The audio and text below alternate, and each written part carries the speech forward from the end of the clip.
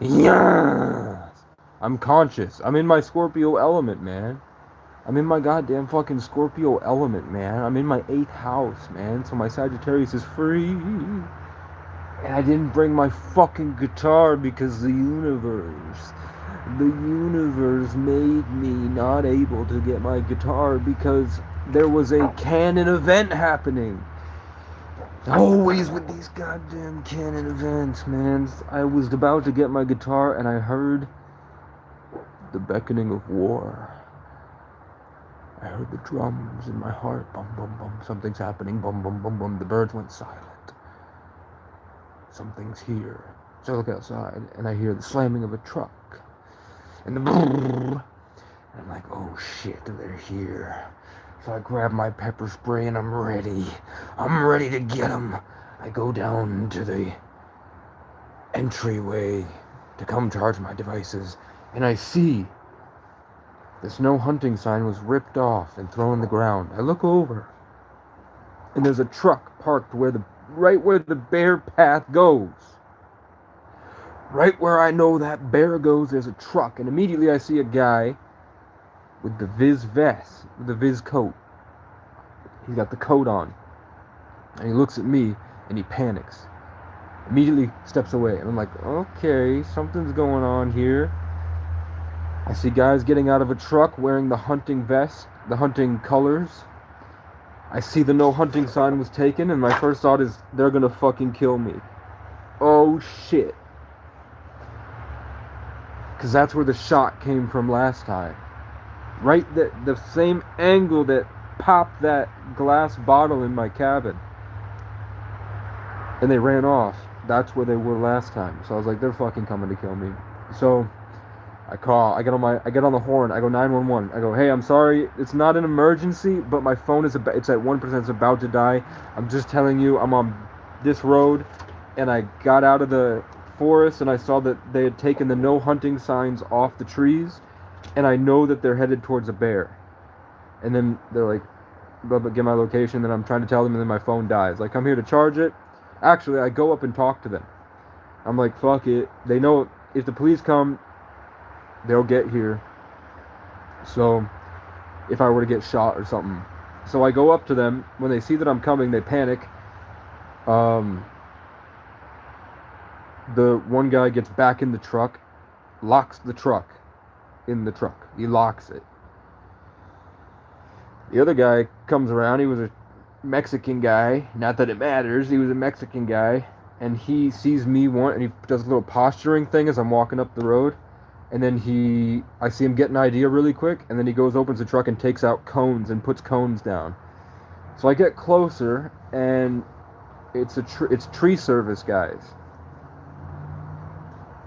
But I'm like, what are they doing? There's no fallen trees. Not that I know of. There hasn't been any snow or wind. No storms. There's no trees in the road. But he's putting just random cones down. And I'm like, okay. So I walk up to him, I'm like, hey man, did you guys take the hunting sign off the thing? He's like, I don't know what you're talking about. I'm like, well, there's a giant ass bear, and there's a few of them that are right in the woods right there. And I live on the guy that owns the property. He's not very happy with me being here. So I have to tell him that you guys took the hunting thing down just so I don't get in trouble. And I'm going to put it back just to tell you, don't rip the hunting signs off the trees. And he was like, we're working. And I was like, I don't care what you're doing, man. It's all good. I just wanted to see what was up with this. And then I look over, and there's a guy sitting on the ground right near the entrance to where the bear goes. And he's on the ground, and he's got this big thing under a blanket. He has a blanket over him, and he's hiding something pretty big, like bow-sized. It was a company that its name is another word for a part of a tree. So, but with the hiding it, the guy runs into the truck. The other guy stuff something in the back when he sees me, and he won't let me go see what they're doing. I'm like, hopefully that maybe they're on break and they're just smoking some weed and he's covering a bong. Or what, I don't know. I don't give a fuck about that. But where I'm coming from is like the no hunting thing. Plus, if you remember, I kept seeing visions of hunters that were trying to kill me. And I saw that God was making the property owner put these no hunting signs up to prevent the devil's work. And then he did. He put the no hunting signs up later. So I was like, okay. And now that this is getting removed, it's kind of creepy. And the position of the truck, where it's the only place on that road where you have a clear view of me coming out of the cabin. When I go, I was able to see them exactly when I got out of the cabin, because that's the only place that isn't covered by trees. So if they were sitting there with a gun trying to kill me, if that was the case, which I don't think it is, but that's where I'm coming from, you know what I'm saying? That was the only place they could have parked on that entire road where they'd be able to see me. So something was fishy. Either way, the game warden went at them. He's there talking to him. And I feel bad about it, but you know what? It is what it is. I was expecting people to flood in like last time, but I'm not saying anything too schizo or high vibrational, so I know I'm not breaking into the universe yet. You know what I'm saying? Whoa, high vibrational.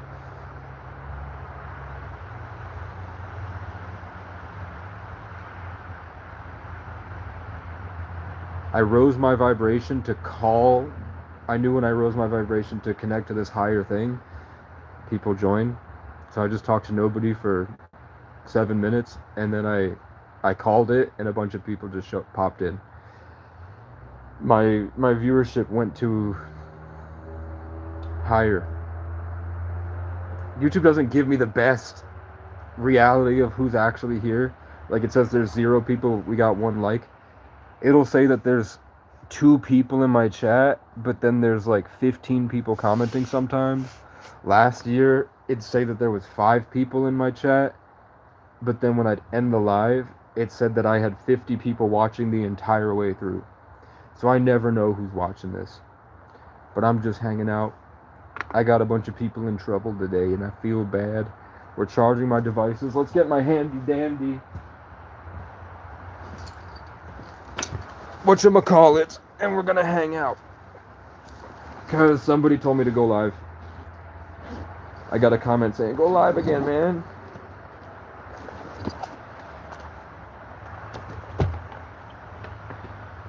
I've been getting some ideas I'm really excited about. The problem is, they've made it pretty clear, even if I did have an amazing story I wanted to turn into film, or albums I want produced, or anything that's not bootstrap on the ground level quality. Like, if I don't want to make these things I want to create at this grounded level, if I want to go find a studio, pitch the stuff that I write to a someplace in the industry, like pitching my stuff at film festivals or trying to get into studios, they've made it pretty clear they're all part of Freemasonic organizations. They're all in on it. Even when I was in the music industry, they were all in on it. It's pretty impossible to do the things I want to do unless I do it the way that I'm doing it now, which is on the ground, bootstraps, guerrilla warfare, to create these forbidden frequency songs. The stuff that when I start making them, it makes people really angry around me. Have you guys ever just, like, people that make songs, you know, when you have this breakthrough and you're living just it's like the universe is completely shed away and you're in pure creation, like the closest you can to feel like a god on earth, because your inhibitions have been released and you're at this high brainwave state where you're creating at the highest level possible, and the things you're making feel like God itself, where it's just so much more than you'd ever been capable of. Like, you're just creating and creating and creating, hammering out at songs, trying to make it perfect, trying to get to the space you're looking for. And then all of a sudden it's like, it's almost like God is meeting you in your creative realm and he's giving you the song. Like the song I was trying to make, all of a sudden this energy came in, and I started learning about what that energy was and incorporating it into my song. And then immediately I'm getting pulled over for nothing. The cop slams on the back of my car. He walks up to the window and he slams on the window. And I roll the window down. And he's like, license and registration. And I'm like, did I commit a crime? He's like, give me your fucking license. And I was like, do you have a supervisor? And he's like, he's coming already. The guy shows up. This guy is screaming at me still. The other cop is like, I don't know. This is a Wendy's. I just work here. And I'm like, hey man, how you doing? And I was like, hey, I have PTSD. I'm sure you deal with this guy a lot. What the fuck is going on? And the guy standing over me like this, stomping like an angry horse or something. And then he just wants my license. Like, I don't have to give you my license. He's like, you just ordering. The other cop was like, just give him the license, dude. And I'm like, okay. And he takes it and he sits in the car for a half hour. And I'm just talking to the other cop. And I'm just telling him about my experiences with police, what PTSD is like, what's going on. And then they just give me after a half hour of that guy really trying to like keep me in a state of fear, and they do the license thing to hold power from you because you identify with the license. So they're taking your identity and coveting it, trying to take power from you. It's just something they do, especially in Vermont, where the woodland energy is so heavy because there's nobody here. It's just the woods, so people live differently here. They live in a more emotional woodland state. It's sort of like everyone that's from Vermont is in a semi-mushroom trip their entire life. It's just how it is. Where it's more free, and I love that about Vermont. But then you have people like this, power takers, and that guy was freaking out. And eventually I started to feel it, and when I started to feel I was losing it, like the song had disappeared, and I felt like my energy had been stolen ritualistically, the guy came back smiling. He's like, he just threw it at me. And then they just sat there and waited. So I sat in the car for like 5 minutes, and they're just standing there. So I was like, I'm not going to drive away. So I get out the car, and I go into the gas station, and I start just striking up conversation, because at the gas station at night, there's always people around, hanging out, just like people coming from wherever. Just one of those gas stations where people hang out and talk at the 24-hour places. It's chill. So I just kind of go into the bathroom, do my like healing stuff where I'm like, breathe, handle the trauma, try to take some of my power back, try to get back to where I was, and then I come out and the cops are like, head down, and the cop is still just staring at me smiling, and I can feel like he's created this energy drain, like energy vampires. So I have a conversation with the guys, I say a joke, everybody's laughing, guy pats me on the shoulder, whatever, friendly stuff. And I go back to my car feeling better, and then the cop stomps at me, and then they both go in and bother everybody in there. And then the next time I went back, I could never get back. I have the memory of what the song sounds like. I can sort of feel it, but what they created was like trying to put a wall between me and whatever that was. They were really trying to stop me from what I felt was God's grace. God was blessing me with an amazing addition to my song, like evolving it to the point I was trying to get it to, but I couldn't get there, and it came to me driving. And when these moments happen, not to sound like a bitch, sometimes I cry. Like my life gets so hard sometimes, the only thing I can do is make music. Like I love it because it's unique, and you have to go through this stuff to get to this position where you're the only place you can identify is deep in your body, and you have to fight off so much trauma. It gives you like this beautiful inner world that helped me make music. But getting back to where I was at that point has been really difficult. I don't think I ever really got back to that, but I still have it. It's still here. I have the memory. But the next time I went there, because it is a simulation, and it is like a Truman Show. Beau is afraid. Where they're judging they're judging your decisions. They're watching us for whatever reason, whether it's God's imagination and we created this and we're actually inside of our own consciousness, or what. The next time I went in, there was one girl I used to have a crush on, and in 2021 I got her number, and then I never messaged her again, and I was like, fuck, I really should have messaged her. And I would always think in the back of my, I wonder what happened to her. And then the next time I went in, this girl from my hometown, which is like 4 hours away, like 200 miles south. Gas station's empty, and then she walks in and walks right next to me, and she doesn't realize it's me, but she's just kind of standing there, and she won't leave my side. And eventually I was like, and I said her name, and she's like, don't say anything. And I was like, okay. What the fuck? And then her friend came in, and she was with this like 40-year-old buff guy with a chain on, and he didn't like I was talking to his girl, and the girl had 2 kids. But eventually the guy left the girls in the store. So it was me and 2 girls, and then the gas station worker, who was a little kind of, he reminds me of my friend, and he has the same name as my friend, which is weird. They look identical, they act identical, they have the same energy, they're the same birthday, and they have the same name, which makes me like, it's not real, it's just God hinting to wake up. But then I look out, and that cop is staring through the window. He's in his truck going, just staring at me. So I hit on these beautiful black queens, and they're laughing. But then they're like, do you mind giving us a ride? We're just over there, and we got too much stuff, and the guy left us. And I was like, I mean, my car, I just moved from my hometown. All my stuff is in my car. There's no room for you guys to sit, but I'll take your stuff. You can put the stuff in the car, and I will drive. It's just like a football field to where their hotel is. So I drive the car there, drop them off, and I look, and the cop has moved, and he's just staring at me again.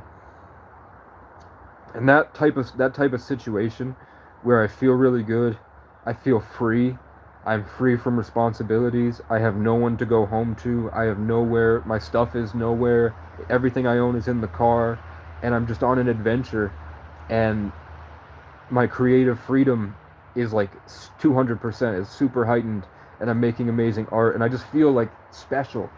And then all of a sudden, cops, cunts, creeps, crows, and crackheads are all around me all the time. Everywhere I go, that happens. And it's almost like I can't go a day without something happening. Like even today, I rested. I was excited to come back here. I was going to bring my guitar, and I was just going to play my songs. I restrung my old guitar, the one that's got normal strings, and it's a normal sized guitar, and I was playing my songs, in the scorpionic energy like really helped my 8th house. Like now that we're all living in scorpionic energy, it really helped me. I always feel at home at this time. Everything feels nice. So I sang my songs, and I could do things I couldn't do a few days ago. And then all of a sudden there's somebody sitting their truck at the only point in the forest where you have a clear sight to my cabin, and they're just standing there. And then I go down, and they took the no hunting sign off the property, and they're high res vest, and they keep looking at me. It just seems like the universe is creating situations to induce a fear response, to judge my decisions, and ultimately trying to lead me astray, hoping that I can take advantage of the situation and be a leader, like in Beau is Afraid. Like they put me under these extreme weird circumstances to see what I can do. And the thing I don't understand, I mean, I did ask God, I asked him over and over again, what's the point? Please show me what I'm supposed to do. Please help me get back to this place. And I can see, like, I used to get this huge, overwhelming, it's all part of a plan, and you're doing the right thing. I always felt like I was in, like, God's cradle. Like I was, no matter what, even if I was cold and in places where people were trying to kill me, I always felt like I was safe, protected, and blessed. But that went away after living in the forest. And then it really went away after police brutalities. I mean, the Bible doesn't say Casey O'Brien is going to do this. But the stuff I learn, people tell me the exact things. I'm like, this is the way. People are like, that's in the Bible. That's what Jesus says. And I'm learning that just by wandering around, hanging out in the woods, philosophizing. You know? I'm sure. I didn't want to read all these texts like Gnosticism, the Bible. I didn't want to get fully into it because I wanted to do my own thing and learn as I go. And I like what I figured out from that way. And it all lines up to the Bible. I have Bibles, so it's not like I'm not going to read them. But I am getting this, instead of getting this overwhelming, you're going to be okay, you're safe, just get up and keep going, instead of this overwhelming huge energy, now I'm being shown energy vampires pretty heavily. I'm being shown people that were stealing and coveting my power, and they were living with my personality and my blessings.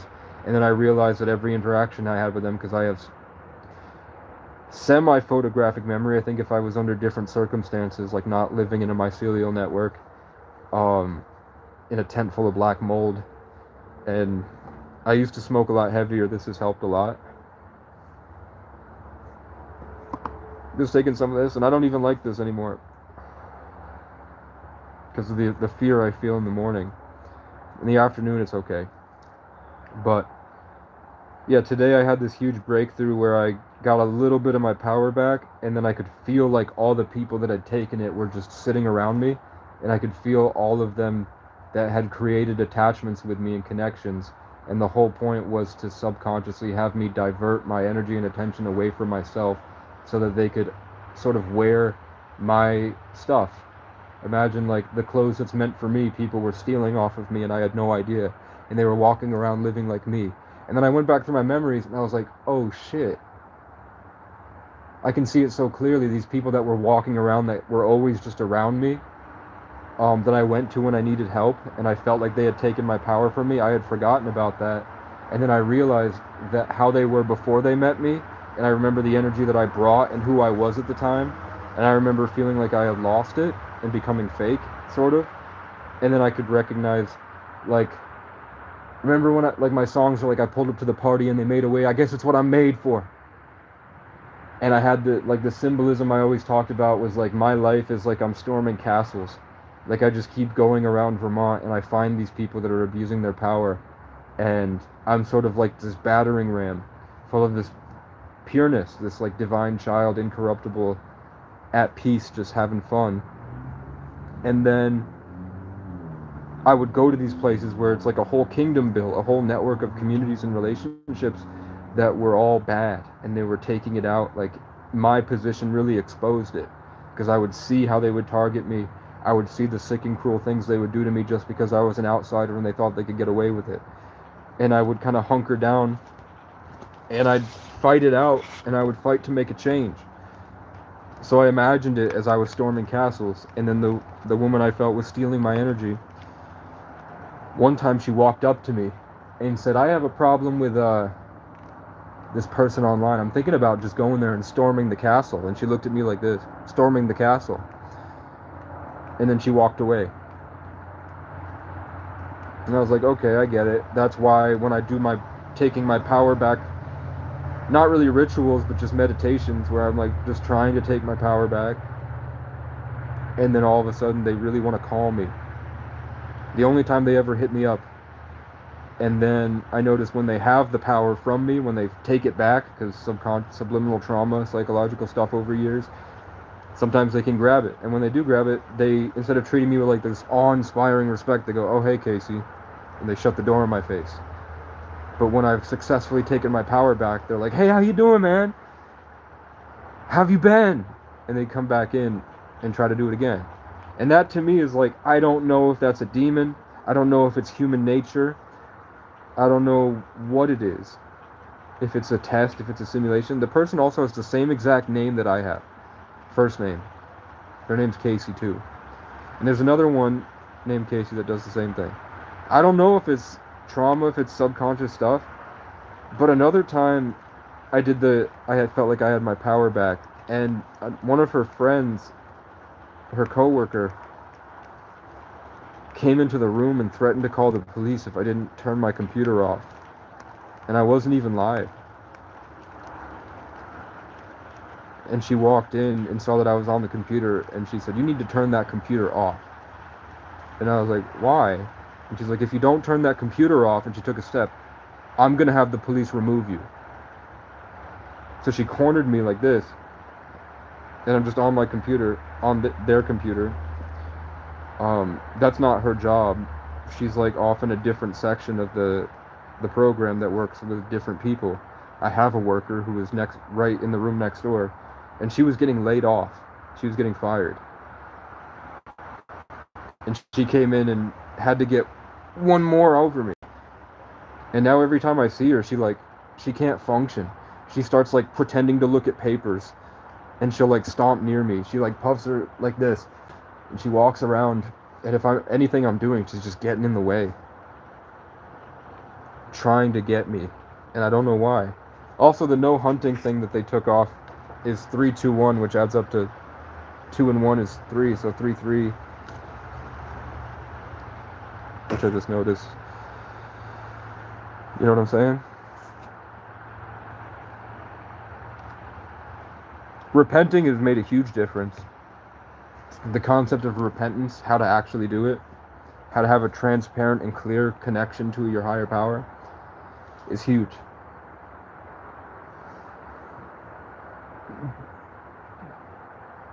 If you know the Bible, does it ever talk about rituals to keep a strong connection to the sun? Or do they say the sun as Jesus?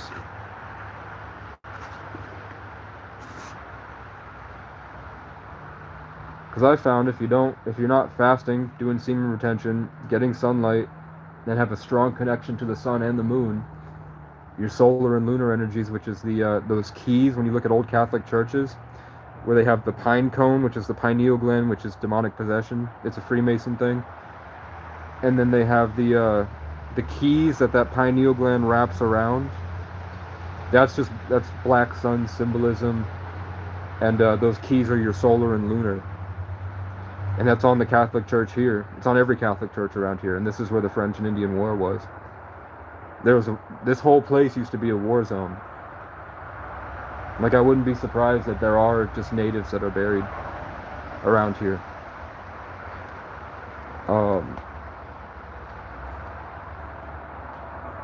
They wiped them all out. The indigenous reservation here, there's 2 Abenaki tribes, one in Canada and one in Vermont. And the one in Canada is saying the one in Vermont's not even native. They're like 90%. We did heritage stuff on everyone that's running that res, and they're not even native.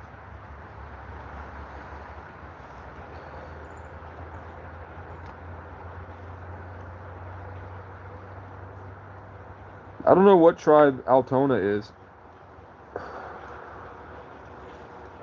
but that's where I used to go to get cigarettes.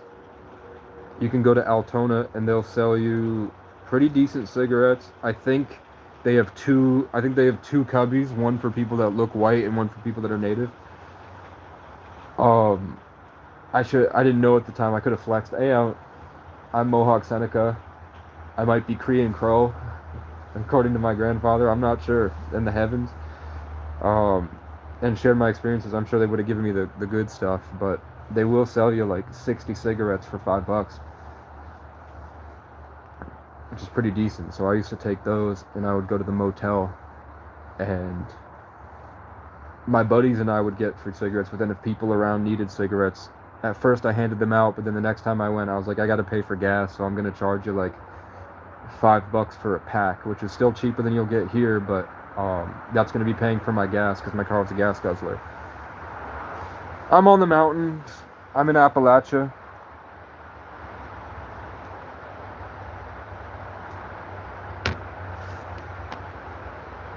Check it out. I'm on a mountain, and that's the other mountain. And it's 3 miles into the valley. You have to walk 3 miles down the hill into the valley.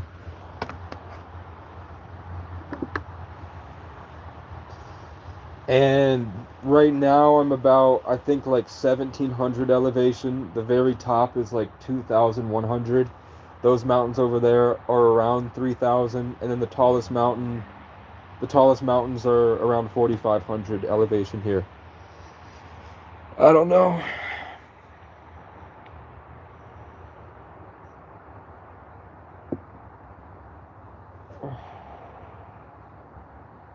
Tucker Carlson went on Turning Point and he said that he believes the deep state is controlling everything.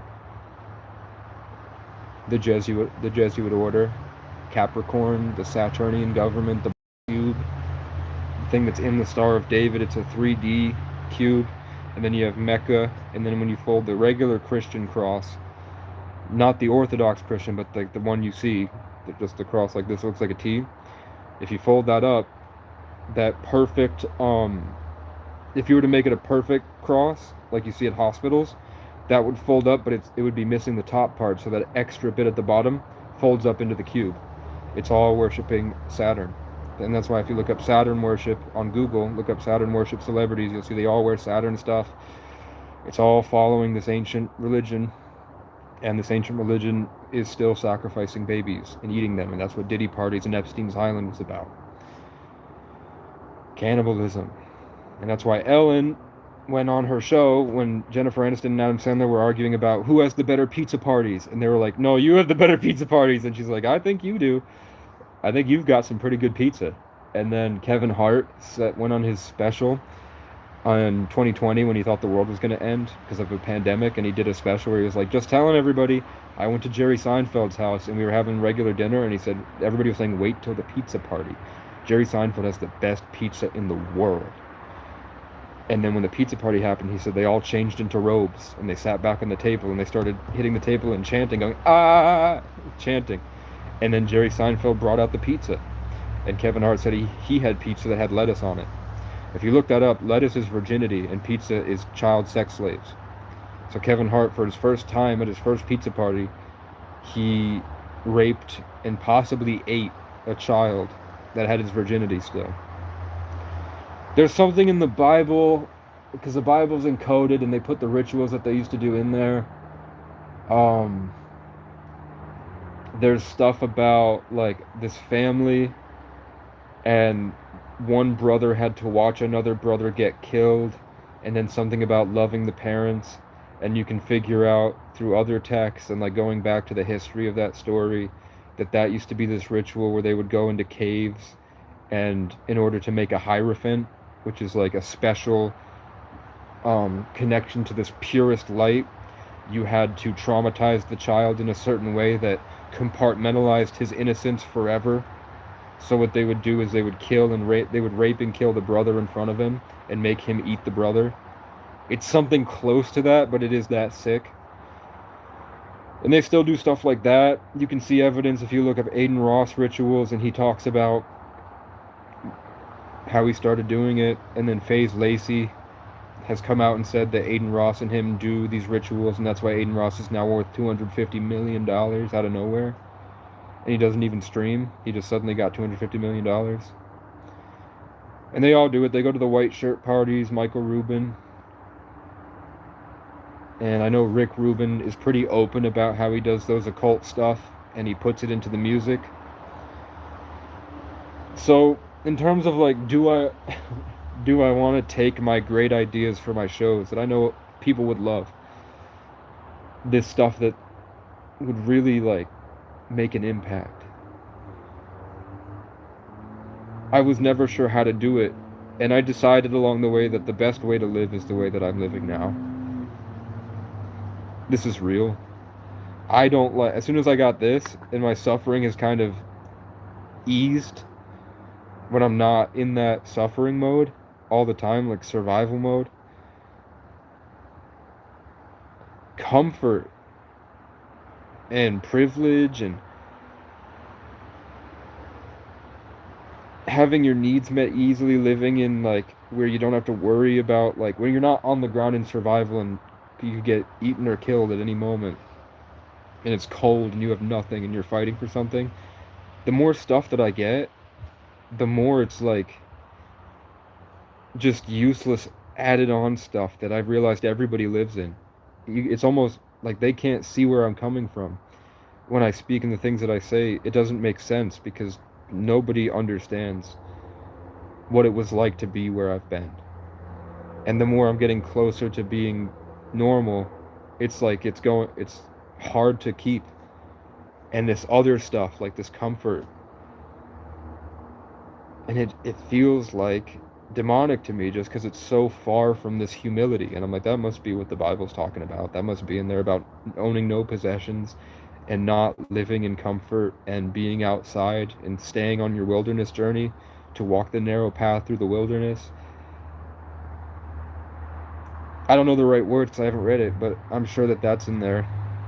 So I don't really want to lose it, man.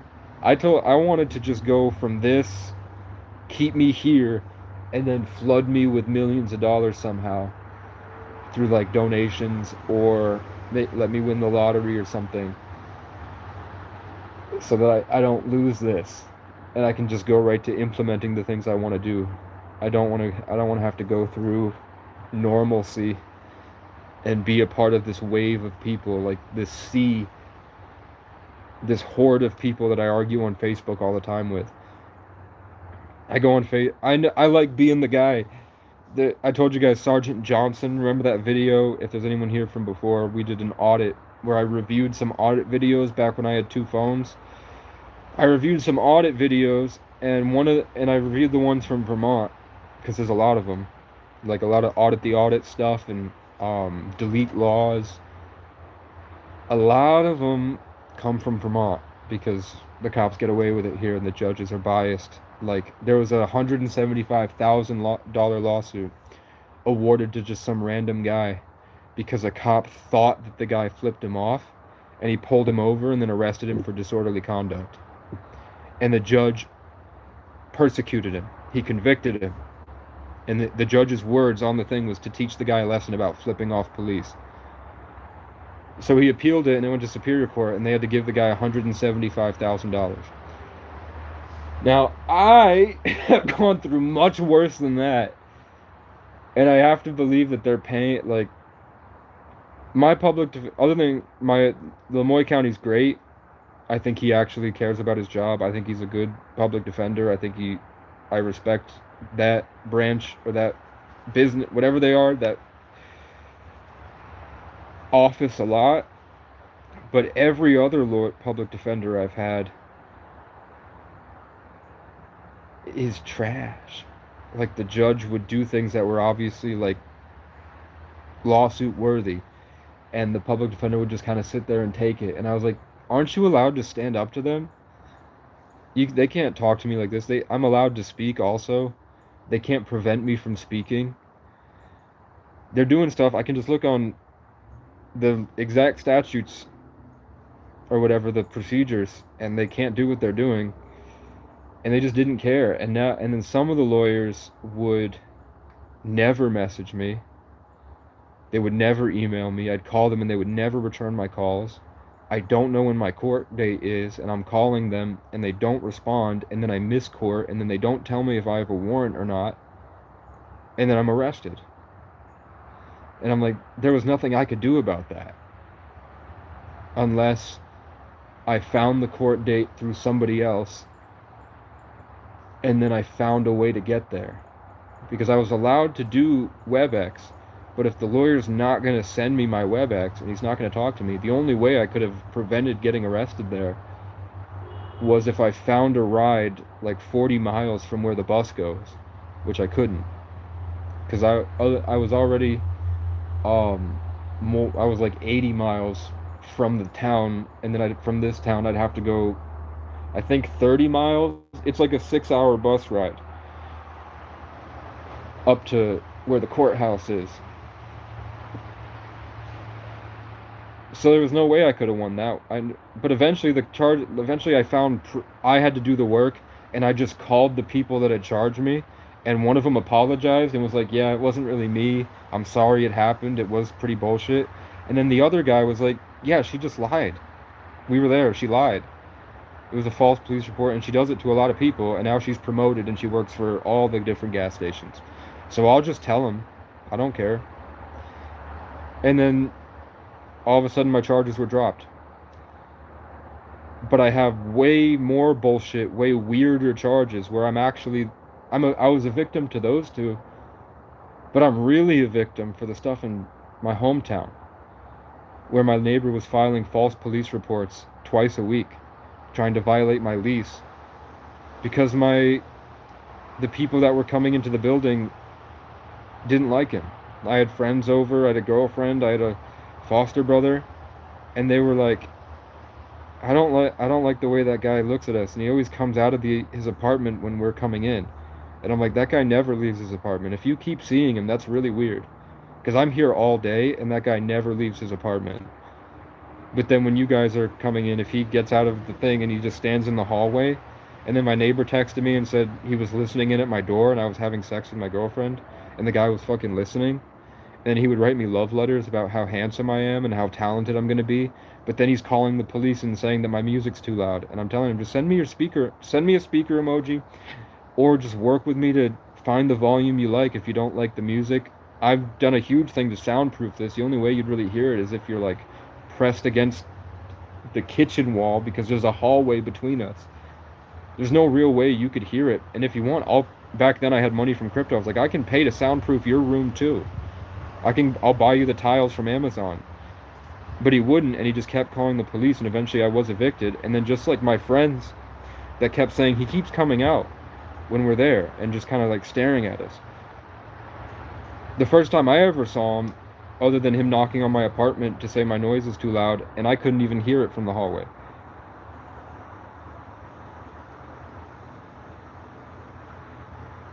Yeah, sometimes, man. Sometimes. Sometimes I'm smacking my chicken tikka masala, and then I'm in another universe. But, um, and there are entities trying to communicate with me. Um, and then the birds get really mad and try to scare off the entities. But then he comes out and he's blocking the hallway, and it's either we're gonna bump into each other or I'm gonna have to press myself against the hallway. He's trying to do his whatever. So I just moved my shoulder like this and brushed him. And it wasn't to cause harm. It was like, if he's gonna bump into me, I'm not gonna be pushed back by this guy being a whatever. And then he's like, fuck you. And he goes in and calls the police. The cop shows up, and this is the cop that threw an unarmed civilian who wasn't causing any trouble. She just was homeless and had all of her stuff with her. So she was taking a bus ride downtown, and then she was going to take all of her stuff and move to a different place. And the bus driver was like, how much for pussy? And she was like, fuck you. And he was like, I'd rather have an 18-year-old anyway. And she was like, so you're a pedo? So she was like, you can't talk to me like that. I'm going to stay on this bus till I can talk to your manager, because you are not allowed to say shit like that to people. And the cop gets in and is like, get the fuck off the bus. And she was like, I want to talk to his manager. He's like, well, it's not going to happen, so get off the bus. And she got off the bus. No fight. No argument with him. She dropped one of her things, and she's like, can you help me grab the stuff? And he was like... And then she leaves, and she's allowed to stay at the bus station. She's not trespassed or anything. Camera cuts, and the cop is just picking her up and whipping her on the ground. And she's like on the ground like this, and he keeps grabbing her arms and letting go of her. He's crotch to crotch, her legs are in the air, and he's like dry humping her. Grabbing her arms and then letting go of her arms, grabbing her arms and letting go of her arms, and he's like rubbing on her crotch like way too much. And finally she scratched his eye after like 30 seconds of him doing that bullshit, just letting go of her arms, purposefully continuing to escalate instead of just getting off because she's unarmed and have his partner say like, can you get up and put your hands behind your back? Instead of that, he just kept doing it. So she scratched his eye like this, and then he grabs her boob, full on just grabs her boob, and then he punches her 10 times in the head as hard as he can. Then when that wasn't enough for him, he takes his elbow and he tries to break her nose.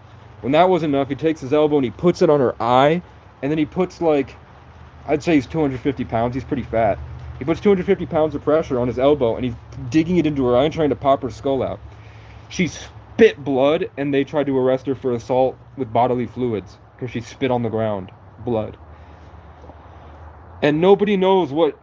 She was arrested for disorderly conduct. There was no behavior that would warrant disorderly conduct.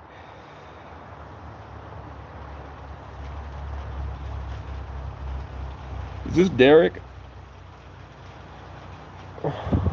You got the Cernunnos symbolism and Chirac legends?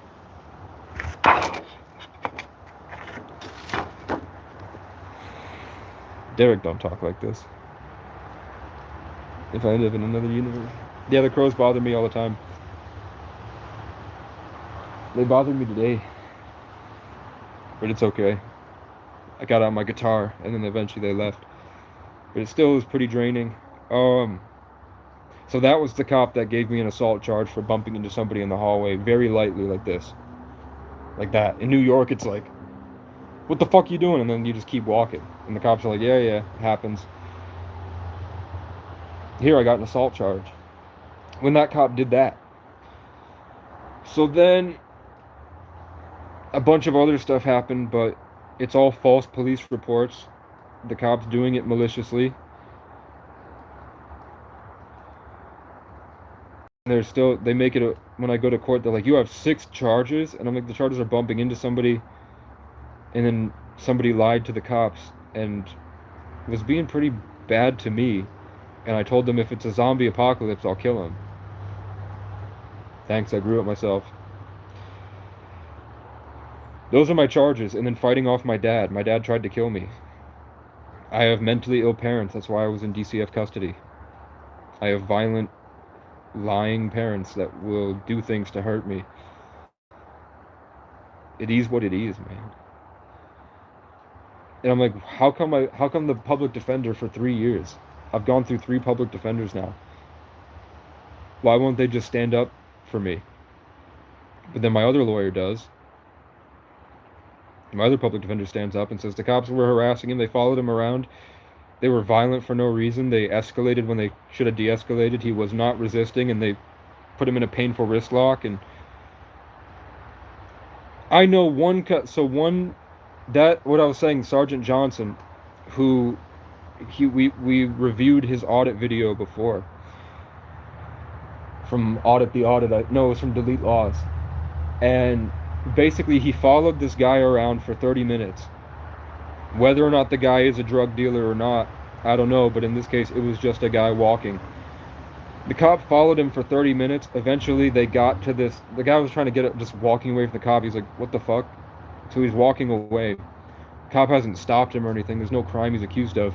Eventually it's a tunnel, and the tunnel has no sidewalks. He's trying to get across the street from the tunnel. So he's in the tunnel and he crosses the street. And that's jaywalking, because he should have walked like half a football field up, used the crosswalk, and walked back. But instead, in this road that nobody goes on, where there's a tunnel in between these, like, I think it's just like housing. There's no traffic. It's all foot traffic. I think in the video you also see somebody walking their dog and they jaywalk. But the guy jaywalked, so the cop got out of the car and was like, you're getting arrested for jaywalking. And the guy's like, what the fuck?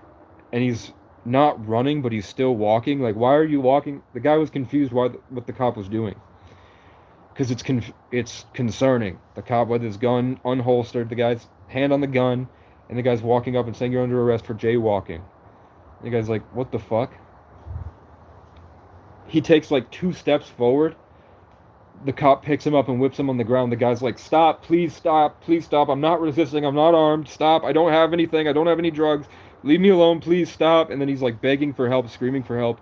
And the cop tases him twice. He unloads the taser twice. Or maybe he does it once. I know he tases him. He cuffs him. The other cop shows up. The other cop tases him while he's cuffed. He's down. He's not resisting. He's not fighting back. He's unarmed. He's cuffed. The other cop tases him. And then Sergeant Johnson just beats him senseless and then takes his taser and whips him in the head until he's bleeding. Like, hits his skull just over and over again. And then they tried to plant drugs on him, but they noticed the body cams. Like, one cop was like, the body cam. So the cop puts the drugs back in his fucking pocket. Then the other cops show up, and they all work together to create a lie. I'm telling you, some people in St. Johnsbury are angry because we've watched the video. We have access to the video online. The cops used AI. The cops went on AI, and they made an AI video to support that the cop was fine. And justified in what he did. And the judge let it go. And he's back on the police force doing the same shit. So I'm concerned because I'm not sure if my video of what happened and my recollection of what happened. I remember being pulled by somebody onto the ambulance. And I remember them going, wait, and he pulls me back. And that's what made me mad. And I swear I said, fuck you, when I spit. But in the video, it seems kind of like AI. the way my head moves in the video, the way the guy washing my eyes says, it seems like they just spliced in a split second. But I can't be sure. I'd have to go through it again. Either way, I can't see, I can't hear, I can't breathe, and then I spit. The spit does look malicious, but you can also see that the cuffs were so tight I was bleeding, and you could see my entire hand is purple, like bright purple. And I show the nurse, and the nurse validates that the cuffs were really tight. The cop says he put me in a painful wrist lock, and I'm not resisting. He already used excessive force. He already went way too far. He purposefully escalated several times. They didn't do it the way that I feel like it should have gone down. They were very sneaky about it. I don't like the way that they acted. Plus, I have video of them following me around prior. Plus the testimonies of other homeless women in the community that say that he molested them. That don't know the other homeless women that have told me in confidence that that same cop did stuff to them. Plus the year prior where the cop is playing chicken with me in a parking lot, speeding like 60 miles an hour, whipping into the parking lot, driving as close as he can, staring at me, spitting out the window and driving off. Plus a year before that, he whips open my car door, puts his hand over, leans in, and tells me I'm not welcome in town because he knows I'm dealing drugs because I drive a Dodge Magnum, and I'm just eating McDonald's cold, and I don't know where. I'm looking for a place that's a forever home. I don't deal drugs or do drugs. That was why. Like, there were instances where he was kind of grabbing my arm and pulling me, and I can't see, I can't breathe. I literally can't breathe. I'm like saying, help me. I can't breathe. It's all the way in my ear. So I'm saying, just drop it. Just drop that charge, because that's the only charge. It was for missing court I didn't know I had. That's why I was arrested.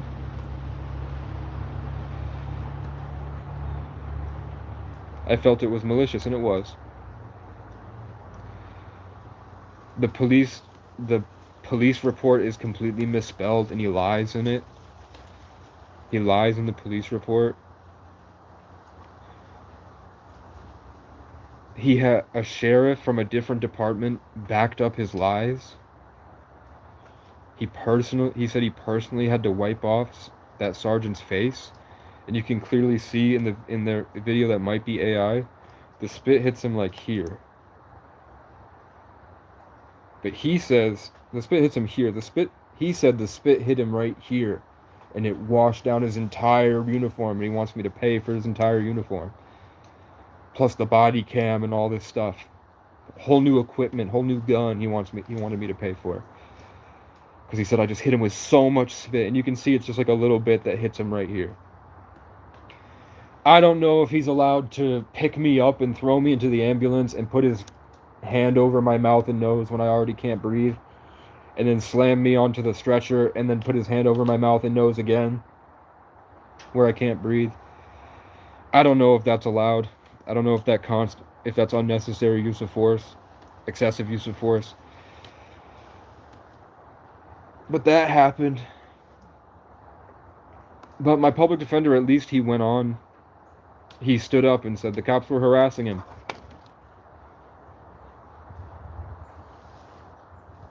So I have to go. My lawyer's going to be picking me up next month, and he's going to be taking me all the way up to court to go to court.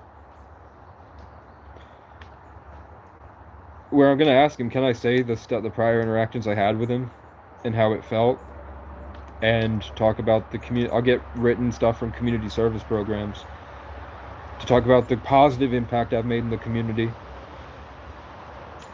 and say that if they had been forthcoming and kind and respectful, that stuff wouldn't have happened, man. If they had just, because my grandfather was a cop and he trained cops. The cop should have come up and said, hey man, we know it's you. You have a warrant for missing court. Do you have the money for this? And I probably still would have been like, why did you wait until a Friday? Knowing that I'm going to be in jail for the weekend. You have my phone number. If it is me, obviously I don't know I have a warrant. It's for something like missing court. And those cases were later thrown out because the person lied. The cases were literally thrown out because the person that created the crime, it was revealed they filed false police reports on a dozen other people. It wasn't a real case. So I've already served more than I needed to. I've already been punished more than I needed to. And if they had just come up, instead of like being sneaky, hiding, stomping around me, just being like really kind of dramatic and aggressive with how they spoke, even if they didn't mean to, it is how it came across. Plus the prior instances of things those two specific officers had done to me in the past, just because they wanted to run the homeless guy out of town. And I wasn't committing crimes. I would ask permission from places before I would stay there. And then they would try to supersede the person that gave me permission to try to convince somebody higher up to trespass me. A bunch of stupid small town drama. And I was in survival mode. I was suffering. And I was trying to do good things. I wasn't a detriment to the community at all, you know? I didn't deserve it.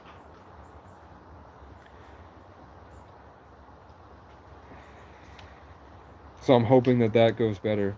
The other stuff in Brattleboro, with bumping into the neighbor in the hallway, taking a piece of paper off his door that was mine when I left because I got evicted for his false police reports. My mother, for whatever reason, I know I throw out false police reports a lot, but I believe in God, and I believe it's a reoccurring cycle, and I think that maybe I went through this stuff because now I can advocate for it, and I understand what it's like.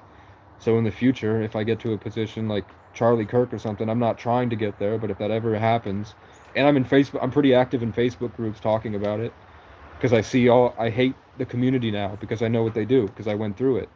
I know what they're doing, so I call out their bullshit, and I'm a good advocate, and I can share my testimony, and people thank me. Every day I get messages now, thank you for standing up for us. Either way, the concept of false police reports, if I wake my mom up and say, hey, I'm going to get my car battery charger and my car battery, I did tell her I threw the cat. Because the cat was on my lap, I stood up, and he was here, and I went like this. I did not throw the cat, but the cat's fucking dumb. He's fat. So when he landed, there was a plop, and I think that startled her. So I was trying to reassure her. I said, hey, sorry I threw the cat. I didn't want her to think there was like a loud, scary threat. But when I come back, she's holding a kitchen knife. She's smiling, and she's on the phone with the police saying, hurry, hurry, hurry. And she told him I had a fucking grenade, and I was coming to kill her. So the cops pushed me into the door. I'm like, what are you doing? Just talk to me. Just talk to me. I'm right here. Just talk to me. And after like 30 seconds of them fighting, I'm like, look at yourselves. And then they pull out the mace, and they mace me really bad. And then they throw me on the ground. They're cuffing me. My mom runs out and goes, he needs help. And I'm like, you did this. The ambulance does a bad job. It is what it is. They were young, like 17, 18-year-olds, like new EMTs practicing. And I don't think they'd ever dealt with pepper spray. It takes like 20 minutes. You have to keep getting it out. You have to make sure you get the forehead and the eyebrows. You have to make sure you get the hair. And if you have long hair, you're supposed to put the hair back. And they didn't. They just left it, pepper spray all over my whole face. And it kept coming down, and they didn't even get it out of my eyes. And then they said that I was arrested for disorderly conduct. What evidence? Disorderly conduct means you have to intentionally cause a public disturbance. Me asking the officers to de-escalate when they had failed to communicate to me about anything. I obviously had no weapons. I was not putting up a fight. You know what I'm saying? So they escalated, and I was, in my own words, saying, what are you doing? Please just explain to me what's happening. I'm not trying to fight you. That's not resisting. Resisting is like, fuck you, you're gonna have to take me alive. I'm just like asking them to de-escalate and explain what's happening. Because I don't know. I had never been arrested before. I don't know. And I hadn't committed any crimes, so I didn't know what was going on. So I think that's excessive use of force too. They could have just said you're under arrest for missing court, because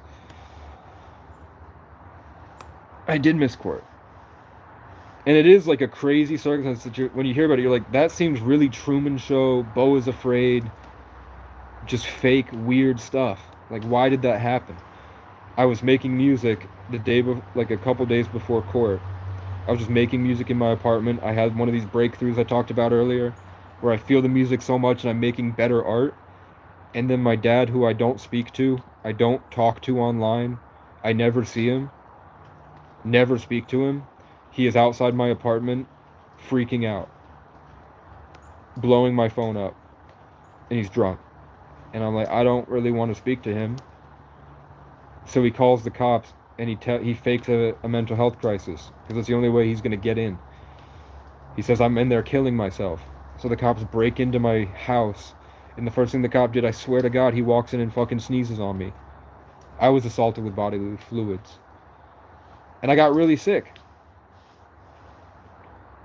So I just didn't want, I was really sick. I did have a high fever, and I didn't want people to see me looking sick, walking downtown. I didn't want the gossip and the drama. I thought it was like high school, where it was such a meaningless thing. It was just me and my neighbor bumped into each other. I was like, it's not that big a deal. It would last 2 seconds and I'm out of the courtroom. I thought it was like high school when I would go to DCF court. If I couldn't make it to my DCF court stuff, they would just call and reschedule. So I was like, I called them an hour beforehand and told them, hey, I'm really sick. I'm not trying to blow you off. I'm trying to be responsible about this. If you want, I can literally send you a picture of my thermometer, and I'll even send you a video of me doing it live to show you. I just can't make it to the courthouse. It was the middle of winter. I don't want to walk the mile to the courthouse and walk back. And I'm sick. I don't want to get you guys sick. And they kept hanging up on me, the clerk's office, and eventually I got to the supervisor, and the supervisor's like, I mean, what am I supposed to do with this? I'm like, the court is in session at this point. Can you just walk in with the phone and put me on speaker so I can talk to everybody? And I thought they would tell, because I'm a good, responsible young man that says, hey, I'm very sorry about this situation. My neighbor and I did bump into each other. I have already apologized to him. It was that he was filing false police reports, and I was in Section 8 because I have trauma, and I'm working on it, and I'm actually getting out of it, and I'm moving on with my life. But he just kept being this kind of opposing stuff, and he wouldn't compromise. And then he tried to bump into me, so I moved my shoulder, and we bumped. It's no big deal, and I've already apologized for him. Sorry to waste your guys' time. So I figured that just walk into the courtroom and put it on speaker. It's so simple. I didn't know anything about court. I didn't know that white people are just naturally pieces of trash. Most of them. I'd say, like, in Vermont especially, I think it's like remnant programming from the people that rape kids on an island that bred an entire society to work and love work until they die. Because they started to realize we don't want to be enslaved, so they just worked out the best way that they could keep them enslaved until we have robots. And now it's coming out that those people, you can watch Tucker Carlson talking about it, Sam Altman talks about it, Candace Owens talks about it. All these Freemasons are coming out and saying, yeah, we want to leave the Freemasons. We liked it at first, but now when I mean white people, I'm talking about the society, not the skin tone. Like, Irish people weren't white until the 90s. That's what I mean. Should I say colonialism? Sometimes I like the way that they say junkies instead of homeless. So sometimes if I feel like people are talking shit in the comment section, I'll say white just to make them mad, to see if they go off. But it's not about white. It just happened, a lot of them happen to be white. So they kept hanging up on me when I'm saying, hey, it's an emergency. I want to go to my court, but I can't. I don't know what to do. I don't know what the best course of action is. My public defender is not answering. I'm trying to be responsible about this. Can you at least tell them that I'm making an effort here and I'm trying to work with them? But they just kept hanging up, and they didn't tell anybody, and my public defender didn't even tell me that you have a warrant if you miss court. I didn't know. I thought they just rescheduled it. White people are the only race not enslaving anyone?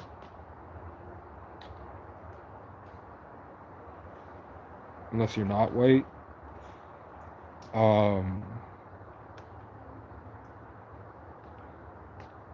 Americans are completely enslaved. What do you mean? If you were to stop paying rent, you would be arrested for trespassing. If you want to make rent, you have to work. You know what I mean? There are plenty of places in the world where you can just walk into the woods and you're fine.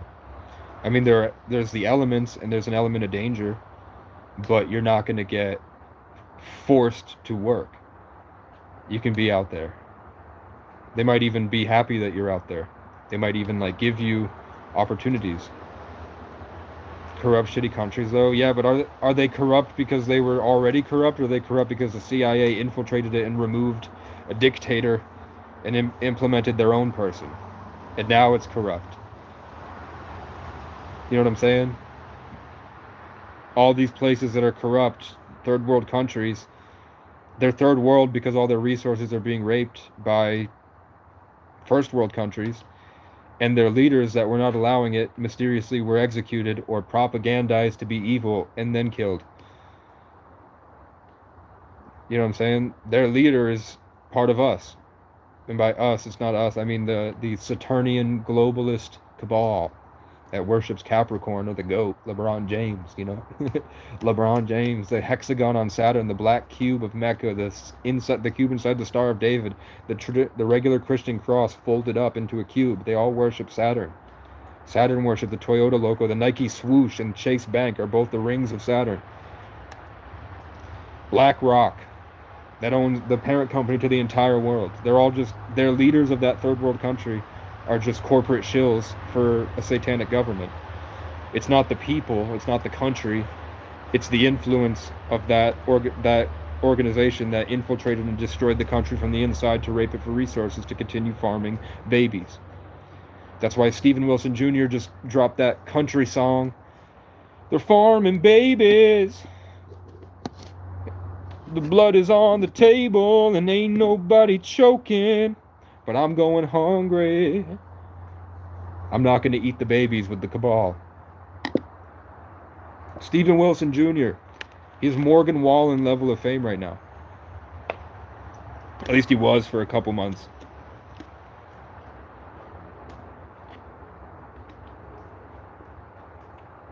I think if he had gotten in with Morgan Wallen, he would have hit the top. But then he chose Hardy, who's an independent guy. Dropped a mediocre country album because it's bedroom produced. But the point is that he chose country instead of cabal. So it is what it is. Like you can't hate Hardy because he's dropping mediocre music now, but he doesn't have access to the sonic frequencies and the EQs and manipulators and the spaces, all the secret plugins and different stuff that the industry does. The industry literally created technology using occult magic to manipulate frequencies. So when you get into the industry, you're allowed to access those sonic frequencies, and you just can't get them with modern day regular plugins unless you have this guerrilla warfare engineering in your back garage, which would take a lot of work, but I could do it. That's probably why when I start to think that way, random people attack me on the street and I start to feel spiritual warfare so heavy I can't move. Because I'm a threat as a 33 life path born in the 11th. You know what I'm saying? I fought so hard to be famous, and every time I had a breakthrough, it didn't work out and I was traumatized.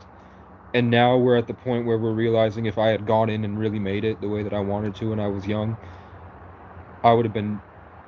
Diddy would have loved me. You know what I'm saying? Diddy would have loved me. And I'm not sure... You think if Diddy and like 15 giant security guards blocked me in his mansion and I think I'm going there to just have a business deal, and now it's like, you're either going to get raped or we're going to kill you and stage a car accident and clone you.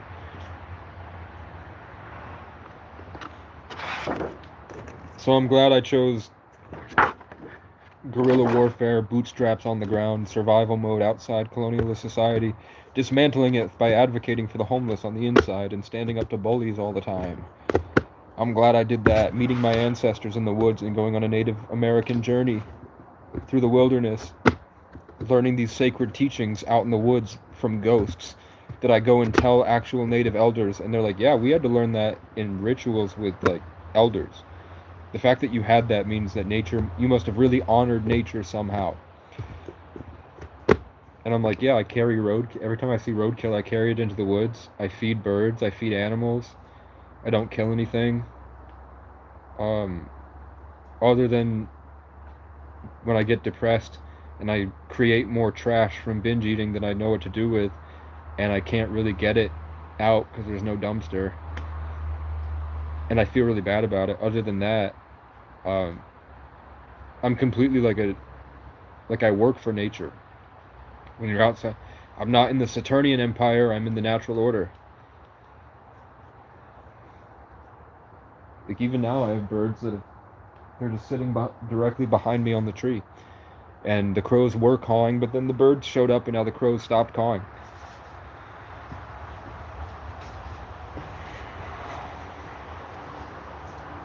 I'm going hungry.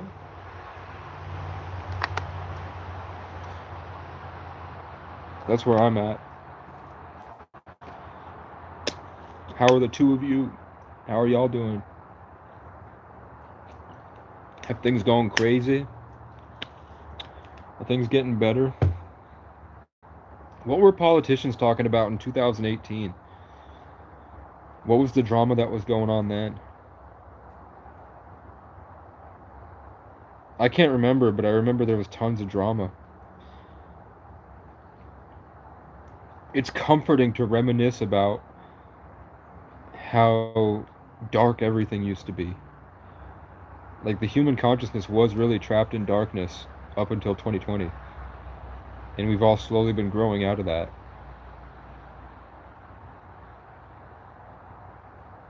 It was crazy to see the kids bumping Gucci Gang, Lil Pump, and driving around pretending to be David Dobrik.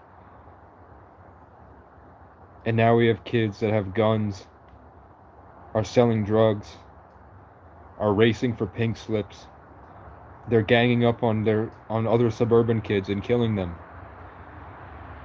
They're robbing stores. They're doing internet scams.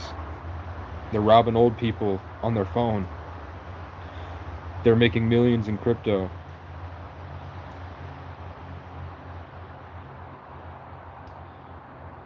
I'm like the only one of my peers that hasn't destroyed their mind to drugs.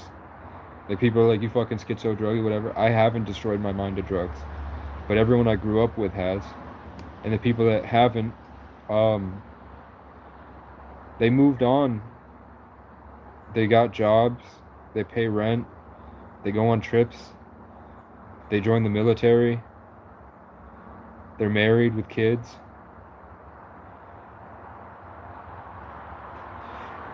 The craziest thing, not really the craziest, but when I was 18, I was in a town where it was like a more populated small town where the kids, when they would go out on their adventures, they would walk around a populated town that was very busy with tourists, and they would hang out at like the playgrounds outside of schools.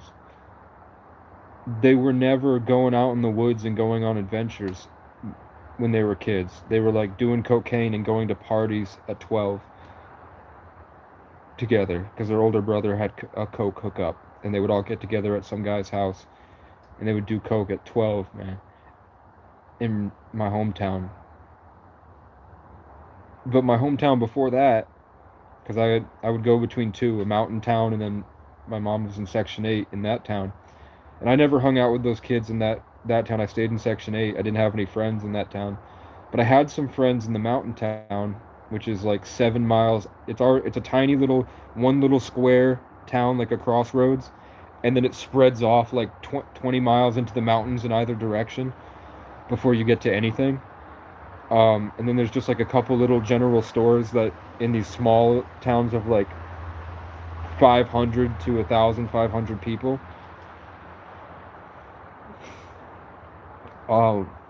And there, like, the hometown I grew, the town at the bottom of the mountain by the Connecticut River, they were like getting together in groups and doing drugs and hanging out at parties, and were not running through the woods. They were like fake, like a program town. But the town out in the woods, way out in the woods, we would get high and we would play manhunt, and we would walk like 15 miles a day, just running around talking to each other. Like the craziest thing we did was we found a ski chalet that was deep, way out, and it didn't have any cameras. And we knew it was some rich guy that's only going to be there 2 weeks out of the year. So we got in and took some beers, and there was like there was like 10 of us, and we all just walked around with the beers in our backpack, and we walked all the way up this giant hill to the overlooking hill, and then we walked all the way down and walked all the way to the lake, which is like 3 miles. We were just laughing and talking the entire time. Like, we always had stuff to say. It was never gossip or judging or putting on shows or pretending to be characters like it was with the other kids. We would just have fun and think about stuff and make jokes and talk about things. And I mean, one girl had a couple sips of beer. She was 13, and she was the richest girl in town. Her family owned a mansion, and they also owned a mansion in Cape Cod, and they would bounce between the two, and they had a bunch of rental properties. She was like, we found this turtle walking on the ground, and she picked the turtle up, and she's like, I want to kill it. And I had seen Dexter a lot. I watched a lot of Dexter. I was like, I mean, if you want to kill it, kill it. So she just kept smashing it on the ground over and over again, and everybody was looking at her like, what the fuck? And I didn't.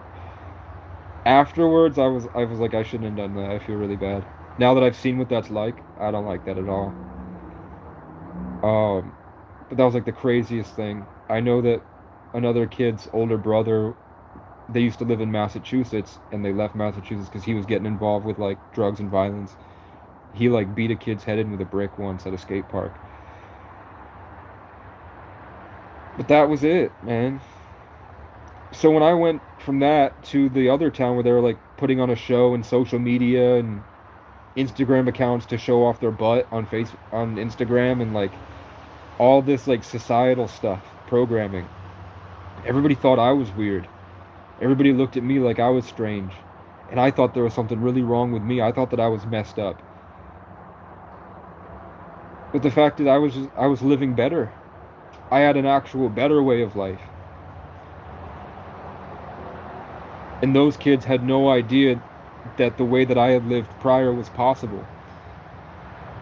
So when I was down there, I would make friends, and I would take them on the adventures that the other kids took me on when I was younger. So I was that in for a lot of people, and they say that it was like the best time of their high school. It was free, and they didn't realize what freedom was.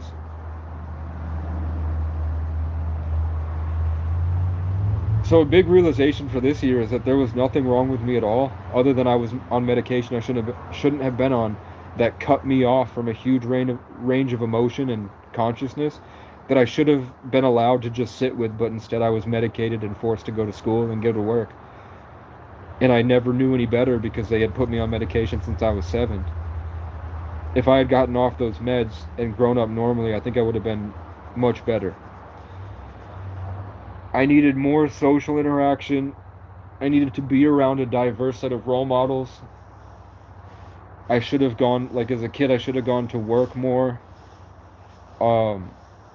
It's not my parents' fault that I was addicted to a screen.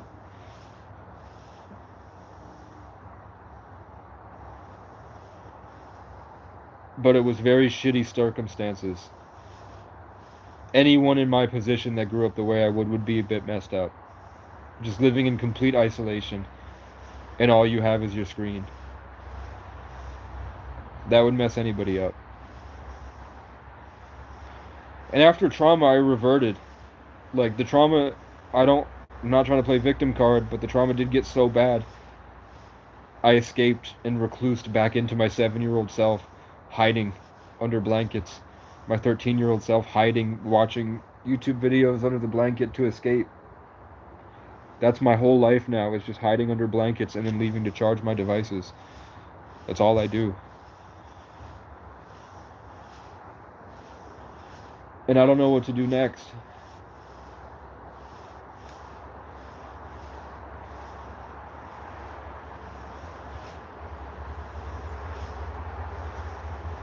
I have no idea what to do next. I know that when I can in meditation reverse spell work, and the people that I feel were energy vampires get very mad when I take my power back. So I think that's step one. Is start to take is self-care. Saturn is going to hit Aries. When Saturn hits Aries,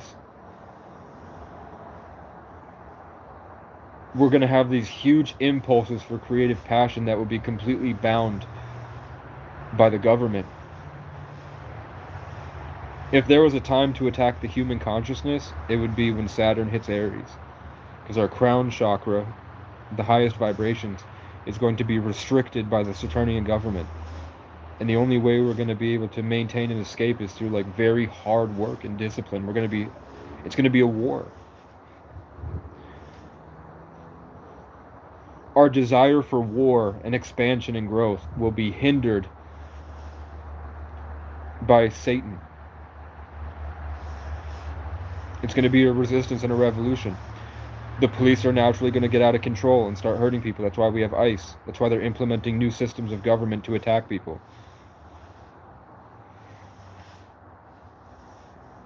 The people that are free, the homeless, the immigrants, and sovereign citizens, like indigenous people.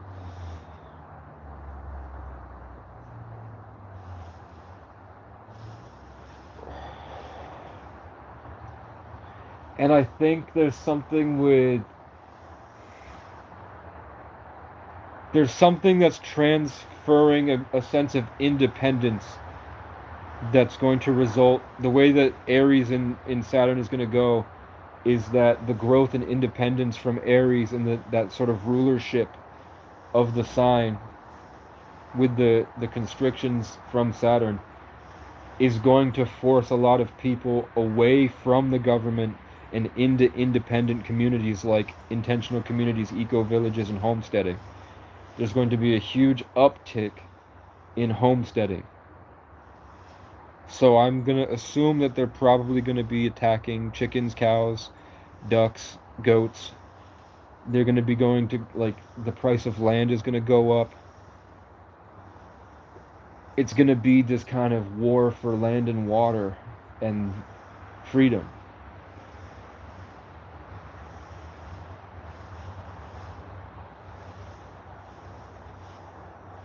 But if you can work through Saturn, it's going to be the rebirth of small town communities, the rebirth of the church, and the friendliness and working together.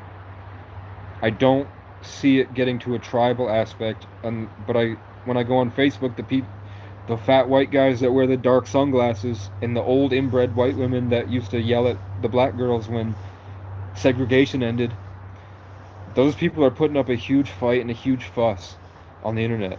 They're going crazy. I'm worried about that. What's so bad about Mexicans being here, man? I don't get the algorithm. I don't get the algorithm that shows why illegals are bad.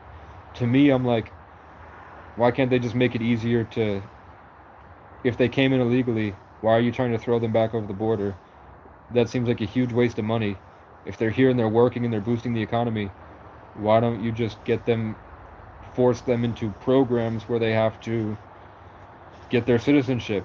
If you're worried about them not having identification and they're not paying taxes, that does seem a little satanic to me.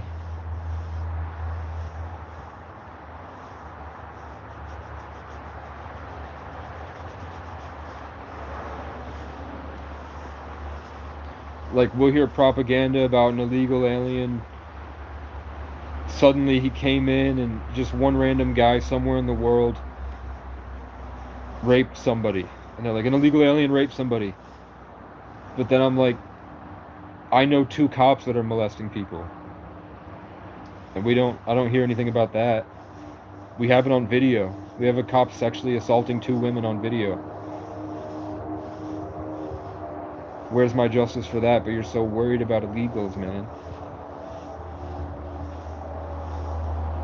So it has to be a race war. It has to be because they're not from here. And it has nothing to do with their character. I have 8 hours until this is charged. Some guy is offering me a Jackery power station, which is pretty expensive. He's selling it to me for a third of the price, but it's $100, and I don't have that. And I don't have any way to get it. So I don't know. I offered to trade him. I said I'll trade you I have a pull-up and dip bar that's worth 150. You can have that. Plus I'll throw in one of these nice thermal blankets that I have that's worth like 45 to 60. It's probably worth $70. I have like a $70 thermal blanket, nice, comfy. I'll give you, plus one of my pull-up and dip bars. So you're gonna get $210 in value. I don't know if he'll bite it. There's also somebody trying to give me a dog. Some random woman messaged me and she said she has a dog that has anxiety. He's good with kids and he's good with people. He doesn't bite, but he gets anxiety and he barks. She said he barks really violently when he feels scared, and he gets scared a lot.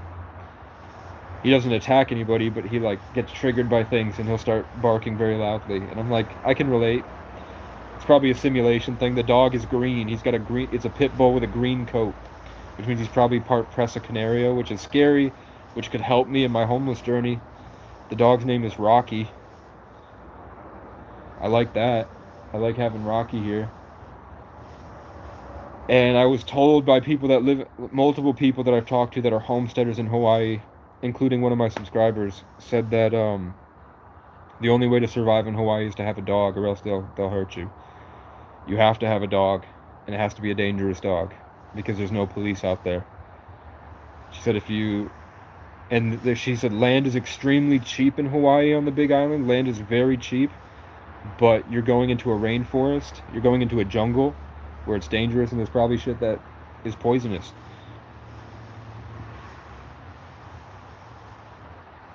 So she said, you need a dog. And then I opened Facebook and I got 2 messages. One was somebody saying, you need a dog if you want to go to Hawaii. And then the next one was, I have a dog if you want it. I'm trying to get rid of a dog. Do you want it? And it's a nice dog. Should I get the dog?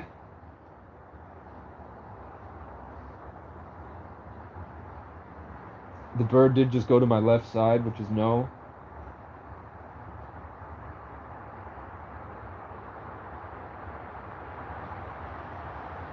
I told her I'd be willing to take the dog on a test drive. I said I don't want the dog bumping around homes. I don't want the dog to, like, whatever, but I also don't know if I'm ready for it. If you're really trying to get rid of the dog, I will take it to see if I can do it. And then worst case scenario, we'll have to find him a better home. But he's not going to be put through abuse. He's not going to be like...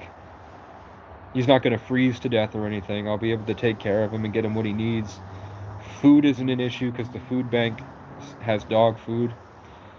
Plus, I don't need to eat a lot. So I would, instead of paying for myself, I would be paying for the dog. It would give me a reason to exercise. It would give me an excuse to do this. You know? No big deal. Somebody's coming up to me.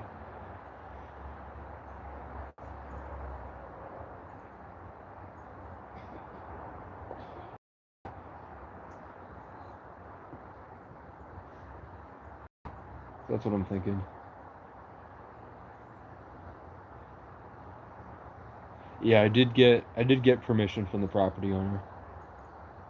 I think her name's Danielle. But that was last year.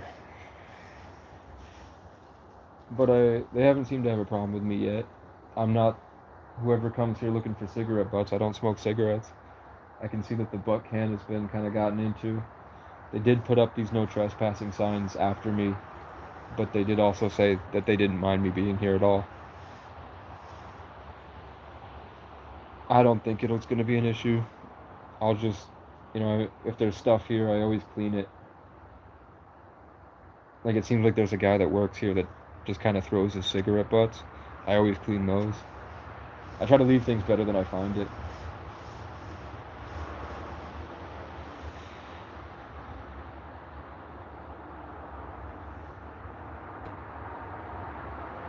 Let's go.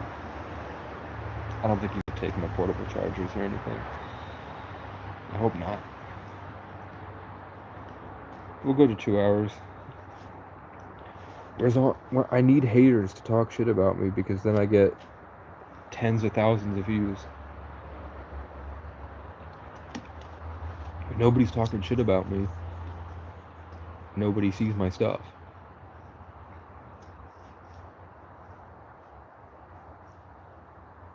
We need to hate.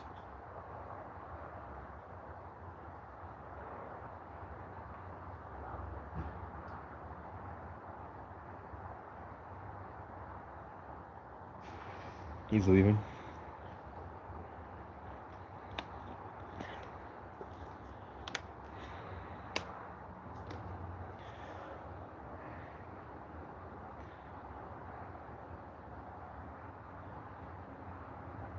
I know, that's the problem. Jules, where are you from? Who the fuck are you? I'm gonna pin your message. Who the fuck are you guys? Did I get 300 subscribers this month?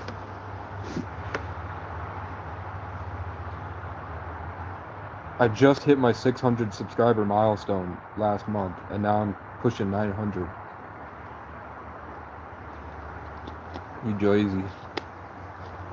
Do you feel like the Matrix has everybody trapped? And there's like a robot consciousness taking over people? And now they're aura farming like it's a video game because they're trapped? Rick Ross posted once that there's magic in the streets now because of the conscious revolution. It's fucking raining. 100%.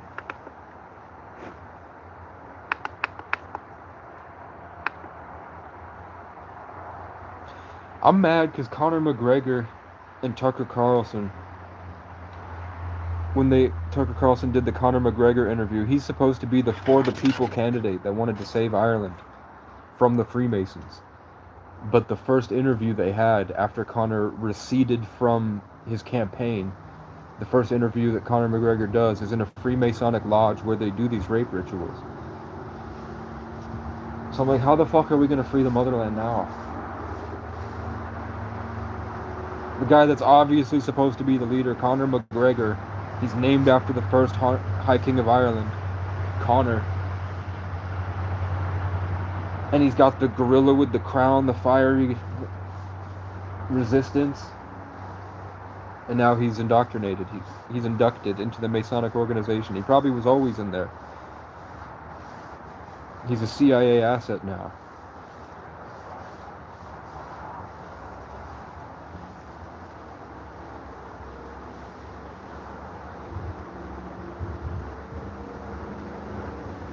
What would happen if if not us, but like Ireland created their own currency again, started over, just started saying no after their riots, stopped working, started farming, and only shared, they didn't sell all the stuff, they just shared it with the people.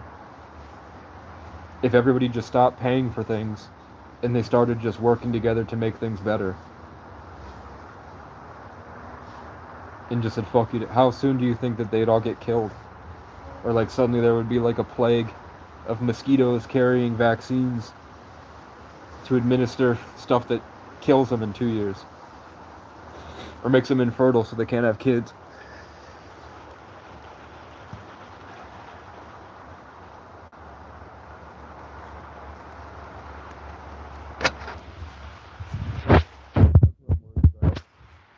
It's fucking raining.